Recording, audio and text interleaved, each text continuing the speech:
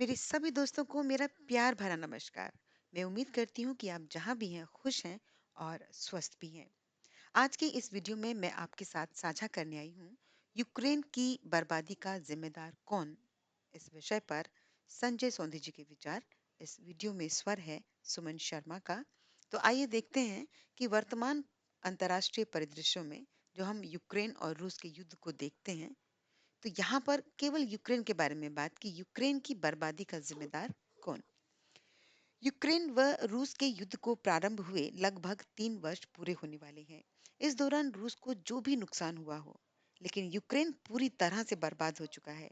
उसके दो पूर्वी प्रांतों पर रूस का कब्जा अभी भी है और वह इससे पहले ही 2014 में क्रीमिया का प्रांत रूस के हाथों गंवा चुका है। पिछले 3 वर्षों के युद्ध के दौरान लगभग 1 लाख सैनिक यूक्रेन की ओर से मारे जा चुके हैं तथा लगभग 63 मिलियन यूएस डॉलर का नुकसान यूक्रेन को हो चुका है। कुल मिलाकर इस युद्ध में यूक्रेन ने कुछ भी हासिल नहीं किया, जबकि उसे हर तरफ से हानि उठानी पड़ी है। कुछ लोगों को यह गलत फहमी है कि पश्चिमी देशों के द्वारा यूक्रेन को जो हथियार दिए जा रहे हैं वह मदद के रूप में है, जबकि वह कर्ज के रूप में दिए गए हैं। सच्चाई यही है जिसे यूक्रेन की आगामी पीढ़ियों को चुकाना होगा। अब प्रश्न ये उठता है कि आखिर यूक्रेन ने इतनी भारी कीमत किसके लिए चुकाई। इसके लिए मुख्य रूप से जिम्मेदार रूस और अमेरिका ही है। जब 2014 में क्रीमिया के प्रांत पर रूस ने कब्जा कर लिया, तब पश्चिमी देशों ने, अमेरिका व साथी देशों ने बयानबाजी से ज्यादा कुछ नहीं किया। इससे रूस की हिम्मत और बढ़ी और यूक्रेन को नाटो में शामिल करने के प्रश्न को लेकर अमेरिका व रूस में ठन गई। रूस को चुनौती देने के लिए अमेरिका ने यूक्रेन को एक मोहरे के रूप में इस्तेमाल किया और यूक्रेनी राष्ट्रपति जेलेंस्की को चने के झाड़ पर चढ़ा दिया।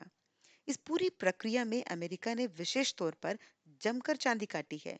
रूस पर लगाए गए प्रतिबंधों के कारण रूस से पश्चिमी यूरोपीय देशों को गैस की पूर्ति बंद हो गई है। इसके बदले में अमेरिका ने ऊंचे दामों पर शैल गैस की पूर्ति पश्चिमी यूरोपीय देशों को कर काफी लाभ कमाया। मतलब उसे काफी आर्थिक फायदा हुआ।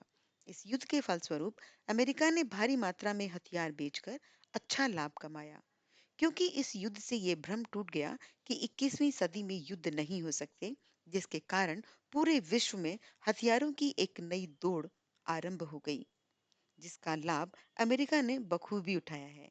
हालांकि पूरी दुनिया को ऊंची मुद्रास्फीति के रूप में इसकी कीमत भी चुकानी पड़ी है, क्योंकि रूस व यूक्रेन बहुत सारी वस्तुओं के बड़े स्रोत के रूप में कार्य करते रहे हैं और इन देशों में पूर्ति चेन ठप हो जाने से, विशेषकर खाद्य सामग्रियों को लेकर मुद्रास्फीति का वातावरण बना हुआ है। यहाँ ये बात उल्लेखनीय है कि पूरी दुनिया में केवल अमेरिका को छोड़कर पहले से ही मंदी का वातावरण था। इस प्रकार ये मुद्रास्फीति जो कि मंदी के साथ आई है, जिसे हम स्टैगफ्लेशन कहते हैं, पूरी वैश्विक अर्थव्यवस्था के लिए ज्यादा खतरनाक है। इस प्रकार ये देखा जा सकता है या समझा जा सकता है कि जहां रूस ने एक संप्रभु राष्ट्र यूक्रेन के भूभाग पर कब्जा कर लिया और अमेरिका ने नाटो प्रवेश के मुद्दे पर यूक्रेन को मोहरा बनाकर रूस के खिलाफ प्रॉक्सी युद्ध छेड़ दिया, इसका सबसे बड़ा खामियाजा यूक्रेन को ही भुगतना पड़ रहा है, क्योंकि यूक्रेनी राष्ट्रपति जेलेंस्की स्वीकार करने लगे हैं कि बिना कोई जमीन वापस किए युद्ध विराम किया जा सकता है। तो फिर से प्रश्न है कि आखिर 3 वर्षों के घमासान युद्ध के पश्चात यूक्रेन ने क्या हासिल किया। केवल केवल और केवल नुकसान का सामना करना पड़ा है उसे।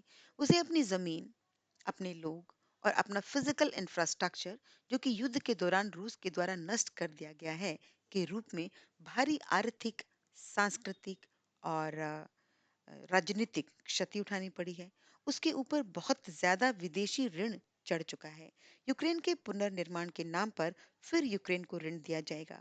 इस प्रकार ये देश आगे आने वाली कई पीढ़ियों के लिए विदेशी ऋण के बोझ तले दब चुका है। इस प्रकार ये स्पष्ट है कि अंतर्राष्ट्रीय क्षेत्रों में प्रत्येक देश को अपने राष्ट्रीय हित को सर्वोपरि रखना चाहिए। किसी पक्ष विशेष में शामिल होने से पूर्व उसके लाभ और हानि का समुचित मूल्यांकन कर लेना चाहिए, अन्यथा उसकी स्थिति यूक्रेन जैसी हो जाएगी। इस संदर्भ में भारत का उदाहरण श्रेष्ठ है, जिसने प्रतिबंधों के बावजूद रूस में अपना व्यापार बंद नहीं किया और कम कीमतों पर कच्चा तेल खरीदना प्रारंभ किया। इसके साथ ही उसने अपने संबंध अमेरिका से भी सामान्य बनाए रखे हैं।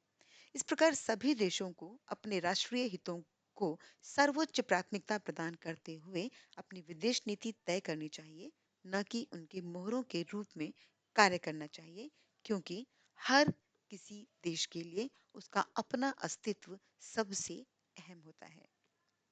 धन्यवाद। आपके मन में इन विचारों के प्रति सहमति या असहमति हो सकती है। तो मेरा अपने सभी दोस्तों से एक अनुरोध है, एक गुजारिश है कि आपके मन में जो भी इसके प्रति सहमति बनती है या असहमति बनती है, वो हमसे मैसेज में इनबॉक्स के माध्यम से ज़रूर साझा करें। हमें आपके विचारों का, आपके सुझावों का, आपकी प्रतिक्रियाओं का इंतज़ार रहेगा और अगली वीडियो में आपके साथ फिर मुलाकात होगी। तब तक के लिए अपना और अपने आसपास के लोगों का ख्याल रखें। खुश रहें, स्वस्थ रहें। Take care, bye bye.